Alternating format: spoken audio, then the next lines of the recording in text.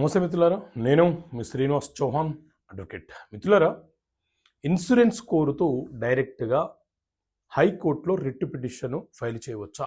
So మిత్రులారా, ఏదైనా ఒక సందర్భంలో ఒక ప్రమాదానికి సంబంధించి కావచ్చు, లేకపోతే లైఫ్ ఇన్సూరెన్స్కి సంబంధించి కావచ్చు, ఏదైనా ఒక ఇన్సూరెన్స్ మనము ప్రీమియం చెల్లిస్తూ మనము ఏక మొత్తంలో ఇన్సూరెన్స్ వచ్చే సందర్భం ఏర్పడినప్పుడు డైరెక్ట్గా ఏ న్యాయస్థానంలో మనము కేసు ఫైల్ చేసుకోవాలి?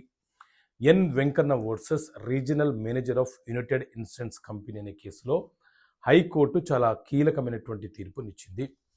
ఎప్పుడైనా సరే మీరు ఇన్సూరెన్స్ను కోరుతూ న్యాయస్థానంలో కేసు ఫైల్ చేసే సందర్భం కనుక ఏర్పడితే మీరు డైరెక్ట్గా సివిల్ సూట్లో భాగంగా సివిల్ కోర్టులో మాత్రమే ఫైల్ చేసుకోవాలి. ఎందుకంటే సివిల్ న్యాయస్థానము ఆ కేసుని విచారణ జరిపి మీరు ఎంత ఇన్సూరెన్స్ అమౌంట్ వరకు హక్కుదారులో నిర్ధారణ చేయడానికి అవకాశం ఉంటుంది. అంటే ఈ ఇన్సూరెన్స్కి సంబంధించి కాంపిటెంట్ అథారిటీ కోర్టు ఏదైతే ఉందో అక్కడ మాత్రమే మీరు ఫైల్ చేసుకోవాలి.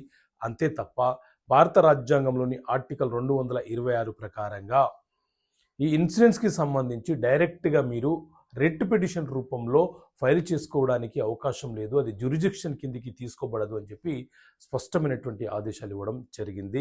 కాబట్టి మీకు ఎక్కడైనా ప్రమాదం జరిగినా, లేకపోతే జీవిత బీమాకు సంబంధించి ఇన్సూరెన్స్ అడగాలనుకున్నా, ఇన్సూరెన్స్ కంపెనీ మనల్ని మోసం చేసే ప్రయత్నం చేసిన సందర్భాలలో ముందుగా మీరు సివిల్ కోర్టులో కేసు ఫైల్ చేసుకునే ప్రయత్నం చేయండి. సో ఈ రకమైనటువంటి తీర్పులు వివిధ హైకోర్టులు, సుప్రీంకోర్టు ఇచ్చే తీర్పుల సంచిక మీకు ప్రతి నెల అందించే ప్రయత్నం చేస్తాం.